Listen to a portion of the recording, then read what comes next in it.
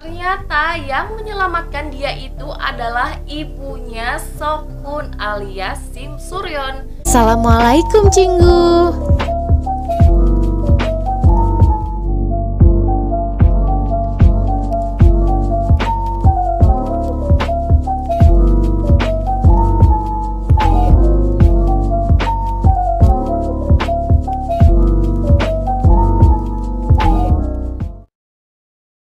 Annyeonghaseyo, balik lagi di Easy Room TV. Gimana kabar kalian? Sehat-sehat kan? Kali ini aku bakalan balik lagi ngebahas drama The Penthouse 2. Drama ini kan sisa 3 episode lagi nih katanya ya, buat yang season 2. Gimana? Masih sabar kan nungguinnya?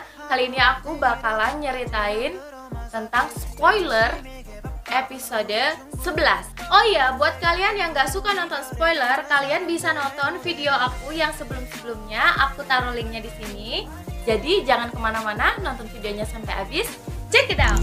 Support terus channel ini dengan cara klik tombol subscribe, like, share, dan komen. Dan jangan lupa juga nyalakan loncengnya biar kalian gak ketinggalan video-video terbaru dari aku. Kemarin di akhir episode 10, kalian masih inget kan?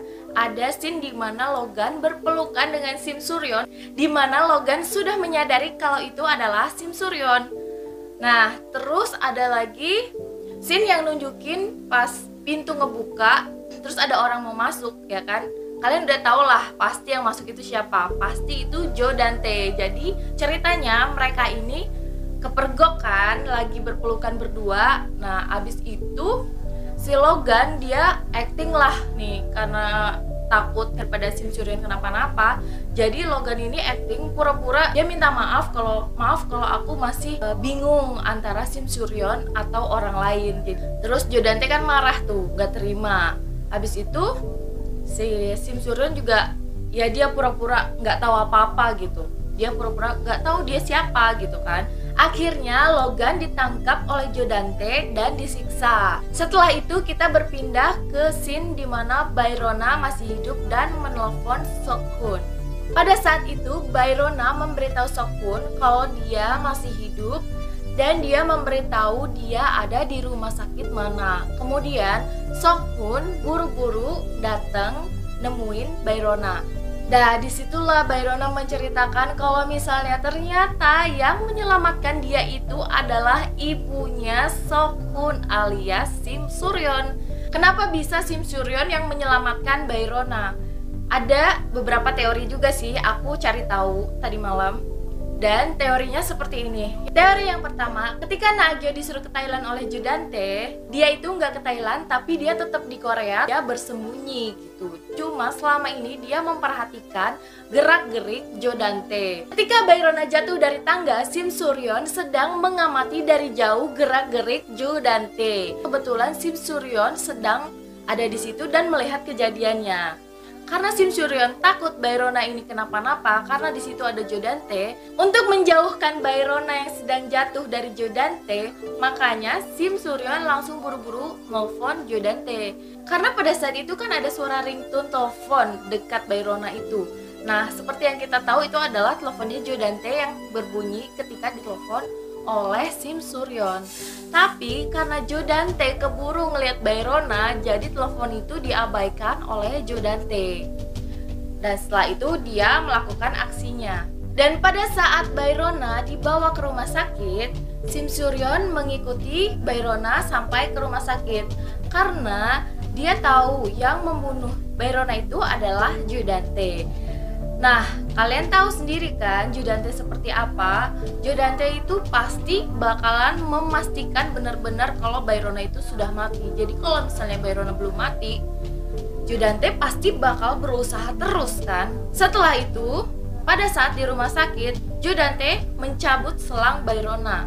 Dan pada saat itu juga Sim Suryon melihat dan menyambungnya kembali. Tubuh Bayrona ditukar dengan tubuh lain oleh Sim Suryon dan kemudian Bayrona disembunyikan di rumah sakit tersembunyi. Itu teori yang pertama. Teori yang kedua adalah Sim Suryon pada saat itu kebetulan baru sampai di Korea dan dia mendengar kabar Bayrona masuk rumah sakit. Dan saat itu Sim Suryon ingin memastikan keadaan Bayrona dan dia datang ke rumah sakit. Tapi kebetulan saat itu juga Judante mencabut selang Bayrona, dan setelah itu Sim Suryon menyambungnya kembali dan menyembunyikan Bayrona di rumah sakit pribadinya. Jadi menurut kalian teori mana yang paling masuk akal? Karena kondisi tubuh Bayrona yang belum stabil, maka Bayrona belum sempat mengungkapkan kepada Sok-hun bahwa yang berusaha membunuhnya itu adalah Judante. Kemudian Sok-hun menyuruh Bayrona untuk beristirahat. Ketika Sok-hun akan keluar dari kamar Bayrona, Sok-hun tidak sengaja bertemu dengan Sim Suryon. Ketika Sok-hun bertemu Sim Suryon, dia teringat perkataan Bayrona dan dia merasakan kemarahan dan kesedihan yang teramat dalam karena dia tidak diberitahu kalau ibunya itu ternyata masih hidup. Dan ternyata Bayrona juga masih hidup. Saat itu Sim Suryon mencoba menjelaskan kepada Sok-hun, tetapi dia tidak mau menerima dan pergi begitu saja. Sebelum dia pergi, dia mengatakan kepada Sim Suryon bahwa dia tidak akan pernah memaafkannya. Sekarang kita kembali ke masalah setelah Logan berpelukan dengan Sim Suryon.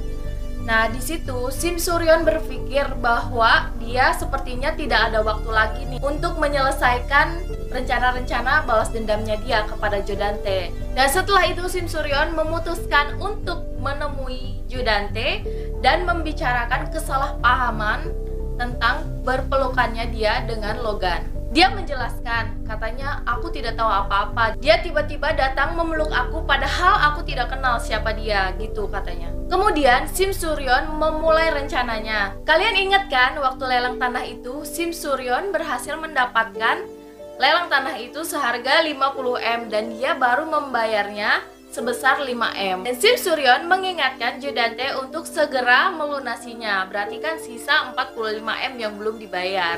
Kemudian Sim Suryon mengingatkan Judante agar segera menggadaikan penthouse-nya untuk mendapat pinjaman sebesar 45M itu. Dan ternyata Judante sudah menggadaikan penthouse tersebut dan uangnya itu udah ada di tangan dia. Kemudian dia berikan kepada Sim Suryon yang dia pikir Nagio itu untuk melunasi tanah lelang tersebut. Tetapi setelah itu Sim Suryon malah membawa uang itu kabur.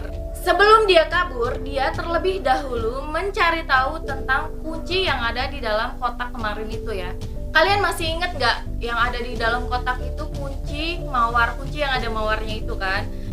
Nah, setelah itu dia mencari tahu dan akhirnya dia menemukan sebuah ruangan yang cocok dengan kunci tersebut. Setelah dia membuka ruangan tersebut, dia menemukan, nah, ada dua teori nih di sini. Kita harus bahas satu-satu. Teori yang pertama, setelah dia membuka ruangan tersebut, dia menemukan potongan tubuh Jung Do-man atau mayat Jung Do-man, atau bisa juga Jung Do-man yang masih hidup tetapi disekap di dalam ruangan tersebut.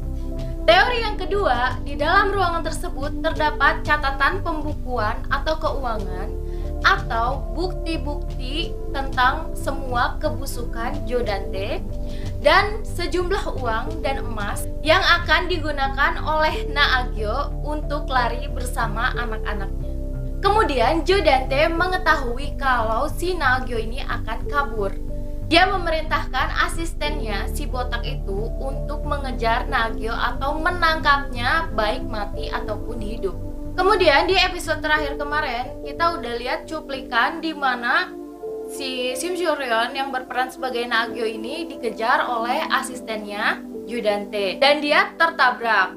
Kemudian Sim Suryon itu dimasukkan ke dalam tas dan itu diberikan kepada Jodante. Kemudian Jodante bilang kepada asistennya, bakar saja Naagyo itu. Dan asistennya membawa tubuh Sim Suryon yang di dalam tas tersebut untuk membakarnya. Seperti yang kita tahu kemarin ada cuplikan di mana Sim Suryon itu mati. Tapi kalau misalnya dia mati, kalian semua yang nonton juga pasti bakalan kecewa kan nontonnya. Nah, aku dapat teori yang menyatakan kalau ternyata dia itu masih hidup. Di sini ada dua teori. Teori yang pertama yaitu asistennya Jodante disuap oleh Logan. Ketika Logan sedang disiksa, Logan menawarkan asistennya Judante untuk memihak dia, atau Logan berjanji akan membayarnya lebih mahal dari Judante. Dan Logan bilang kepada asistennya untuk menjaga Sim Suryon. Jadi mungkin aja kan tubuhnya Sim Suryon ini sudah diganti oleh asistennya. Teori yang kedua, ketika berada di dalam kantong tersebut, Sim Suryon tersadar, kemudian dia terbangun dan mengisi kantong tersebut dengan yang lain. Kemudian dia bersembunyi, karena pada saat itu aku lihat ada scene terakhir di mana seperti ada seseorang yang sedang bersembunyi di balik tembok ketika si botak itu membuang tas tersebut ke dalam api. Nah, sekarang menurut kalian mana teori yang paling masuk akal atau yang kalian yakini? Komen di bawah ya. Apapun kebenarannya, kita tunggu penayangan episode 11. Oke, itu dia tadi spoiler episode 11. Mudah-mudahan dapat membantu kalian. Jangan lupa subscribe, yang belum subscribe, nyalakan lonceng notifikasinya supaya kalian gak ketinggalan video-video terbaru dari aku. Sampai ketemu di video aku selanjutnya. Kerom kamsahamnida. Bye-bye.